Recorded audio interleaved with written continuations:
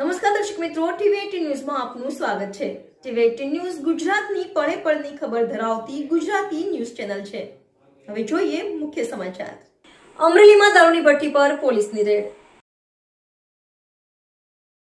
નાગેશ્રી પોલીસે મોટા માણસા ગામની સીમમાંથી 1 લાખનો મુદ્દામાલ કર્યો જપ્ત। અમરેલી જિલ્લામાં ગેરકાયદેસર પ્રવૃત્તિઓ પર અંકુશ લાવવા એસપી સંજય ખરાતની સૂચના મુજબ નાગેશ્રી પોલીસે મોટી કાર્યવાહી કરી છે।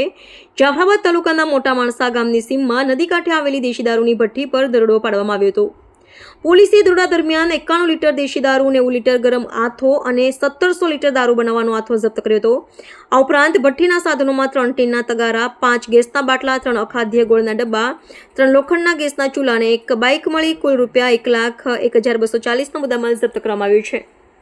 આ મામલે વડલી ગામના મહેશભાઈ ઉર્ફે મહિલો વીરાભાઈ બારૈયા સામે પ્રોહિબિશન હેઠળ ગુનો નોંધી તેની ઝડપી પકડવાની કાર્યવાહી હાથ ધરવામાં આવી છે। પીએસઆઈ પીબી ચાવડા સહિત નાગેશ્રી પોલીસની ટીમે આ કાર્યવાહી કરી હતી। દરોડાના પગલે અનેક બુટલેગરો વિસ્તાર છોડીને ભાગી ગયા હતા। ટીવી18 ન્યૂઝ ગુજરાતી, અમરેલી।